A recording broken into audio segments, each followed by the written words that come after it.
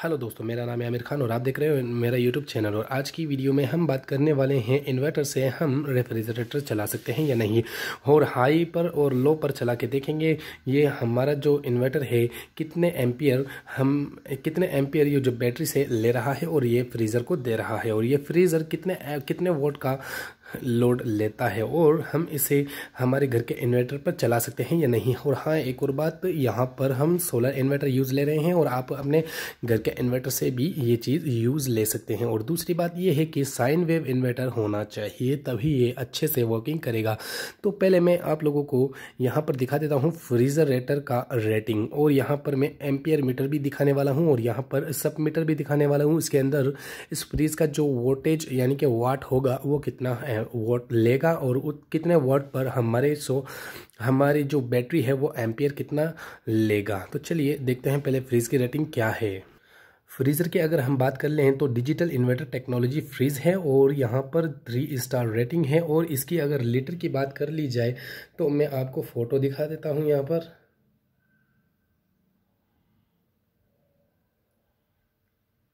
253 litre gross volume है और storage 234 litre है। और इसके अंदर ये भी सिस्टम है कि 115 वोल्ट और 300 वोल्टेज को भी कवर कर लेता है, यानी कि इसके अंदर स्टेबलाइज़र इनबिल्ट है। और यहाँ अंदर से अगर इसकी साइज़ अगर देख ली जाए तो तकरीबन ये 5 फुट के आसपास होता है। और इसको हम इस नॉर्मली इन्वर्टर से चला करके देखेंगे और देखेंगे कितने एम्पियर ये फ्रीजरेटर लेगा। और ये इन्वर्टर टेक्नोलॉजी वाला है, क्या ये धीरे धीरे एम्पियर लेगा या एकदम से ही पूरे एम्पियर ले लेगा। इस वीडियो से हमें ये भी पता चलने वाला है कि हम काफ़ी लोगों के डाउट भी क्लियर हो जाएंगे कि हम नॉर्मली घर के इन्वर्टर से भी फ्रीजरेटर चला सकते हैं और सोलर इन्वर्टर से भी फ्रीजरेटर चला सकते हैं। और मैं तो 2-3 सालों से फ्रीजरेटर यूज़ ले रहा हूँ अपने सोलर पैनल्स पर। तो मैं यहाँ पर सबसे पहले प्लग इन प्ले कर देता हूँ, इसे ऑन ऑफ कर देता हूँ। ठीक है, यहाँ पर सेटअप दिखा देता हूँ। ये है एम्पियर मीटर जो कि आपको एम्पियर दिखाए जाएंगे, और यहाँ पर सब मीटर है जिसके अंदर आपको वोल्टेज और वाट जो कि वाट होते हैं फ्रीजरेटर के वो कितने लेगा। तो सबसे पहले यहाँ पर इसका स्विच जो है वो है ऑफ। मैं इसके स्विच को ऑन कर देता हूँ और सबसे पहले देख लेता हूँ ये इन्वर्टर कितने एम्पियर ले रहा है, क्योंकि इन्वर्टर भी एम्पियर अपने से खुद से लेता है। तो ये जो खुद से एम्पियर ले रहा है 1.8 एम्पियर है, और इसको हमें माइनस करना है। जब हम फ्रीजरेटर को ऑन करेंगे उस समय इस चीज़ को यानी कि इसके एम्पियर को हमें माइनस करना है। तो 1.8 एम्पियर यहाँ इसका ये खुद इन्वर्टर ले रहा है। और यहाँ पर आप देख सकते हैं वोल्टेज आपको करीब से दिखाते हैं।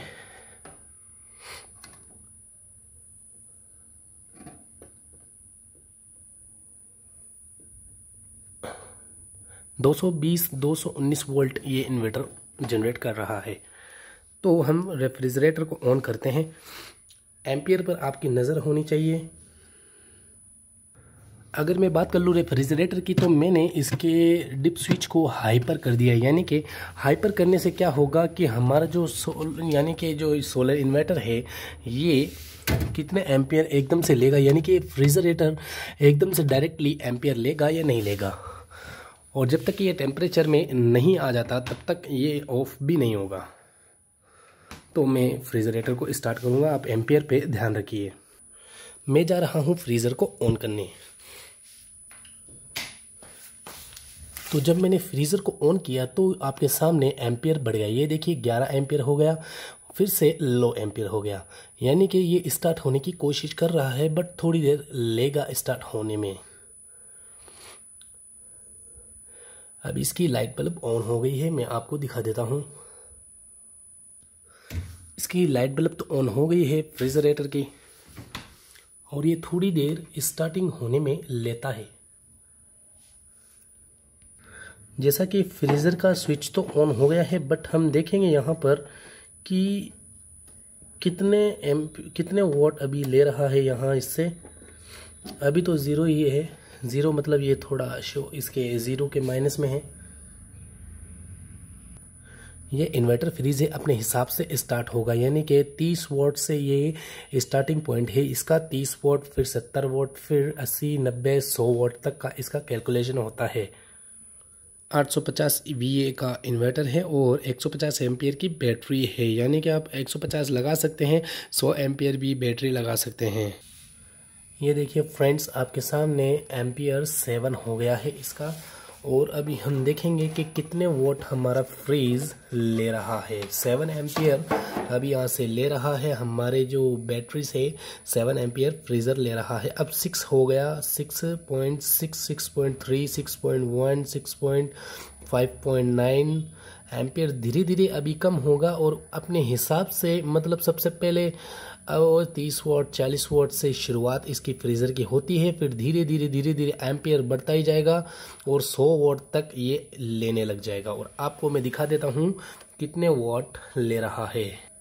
तो मैं आपको दिखाता हूँ कितने वाट ले रहा है ये इन्वर्टर रेफ्रिजरेटर। 233 वोल्ट अभी यहाँ पर आ गए हैं।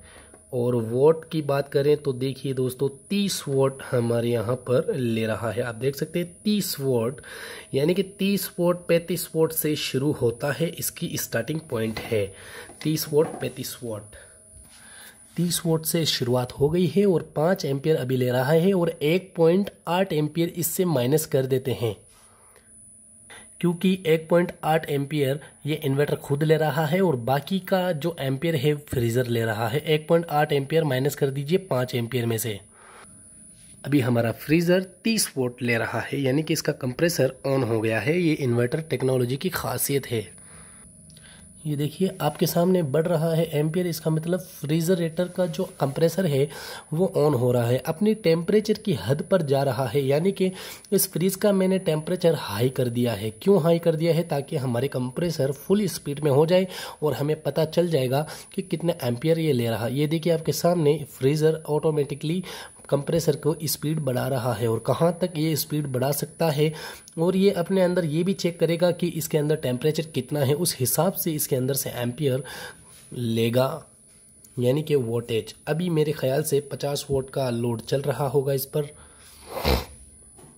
आपको दिखाता हूँ पहले मैं कितने वोल्ट का लोड यहाँ पर चल रहा है। अब आपके सामने देखिए 7.6, 7.7, 7.8 8 एम्पियर यहाँ से हो रहा है। ये देखिए 8, 30, 40, 50, 60 ये अपनी फुल स्पीड पर जा रहा है ऑटोमेटिकली। मैं आपको इसका वोल्टेज दिखाता हूँ, वाट दिखाता हूँ। इसका वाट को हम चेक करते हैं यहाँ से। ये अपनी हाई स्पीड पर आ गए 90 वॉट। यहाँ पर आप देख सकते हो 90 वॉट की यहाँ कैलकुलेशन बता रहा है, यानी कि कह रहा है 90 वॉट यहाँ पर आप यूज़ ले रहे हो। ये फ्रीजरेटर 90 वॉट अपने को दे रहा है। 90 वोट पर आप देख सकते हो 11 एम्पियर का टोटली इसके अंदर लोड आ रहा है और 11 एम्पियर का टोटली लोड इसके अंदर आ रहा है। क्यों आ रहा है? क्योंकि आप 11 में से 1.8 एम्पियर को माइनस कर दीजिए और जितना है ये उतना ले रहा है, यानी कि आप एवरेज लगा लीजिए ये 100 वोट के आसपास फ्रीज़र है। 100 वोट से ज़्यादा एम्पियर नहीं लेने वाला, 100 वोट से ज़्यादा लोड नहीं लेने वाला। मैं इस फ्रीज़र का लो कर देता हूँ, इनके सिस्टम्स को लो कर देता हूँ टेम्परेचर को, और अब देखेंगे कि हमारा कंप्रेसर वापस डाउन होगा या नहीं। इसका मतलब ये हुआ कि आप इन्वर्टर रेफ्रिजरेटर चला सकते हैं इन्वर्टर पर, यानी कि आपको लाना होगा इन्वर्टर रेफ्रिजरेटर। इससे क्या होगा, हमारी जो बैटरी का बैकअप है वो सेम ही रहेगा, मतलब कम नहीं होगा, क्योंकि अपने हिसाब से ये इन्वर्टर टेक्नोलॉजी वाला फ्रीज है, अपने हिसाब से एम्पियर लेता है। ये ऐसा नहीं है कि कंटिन्यूसली सेम एम्पियर लेगा, ये धीरे धीरे कम होने लग जाएगा। 50-50 वोट की 2 CFL लाइट चलाएंगे उतना ही ये लोड लेगा फ्रीज़र, लेकिन कंटिन्यूसली नहीं लेगा। जब इसका टेम्परेचर नॉर्मल हो जाएगा तो ये कंप्रेसर 40-50 वोट से ज़्यादा कंज्यूम नहीं करेगा। ये फ्रीज़र 10 से 11 एम्पियर से ज़्यादा लोड नहीं लेता। हमारा फ्रीज़र 90 वोट लेने लग गया है। मैं 15-20 मिनट हो गए हैं मुझे रुके हुए, तो 20 मिनट में 90 वोट अब लेने लग गया है, तो धीरे धीरे कम होगा, वैसे वैसे हम दिखाएंगे। तकरीबन मेरा फ्रीज़र 40 मिनट तक चला। 40 मिनट तक चला, ये 100 वाट इस फ्रीज़र ने 100 वॉट जब शुरुआत में लिए थे तो वो 20 मिनट तक लिए थे और बाकी के 20 मिनट तक वो 90-70 वॉट ले रहा था। उसके बाद ये फ्रीज़र बंद हो गया है। बिल्कुल यहाँ पर आपको वाटेज भी दिखा देते हैं।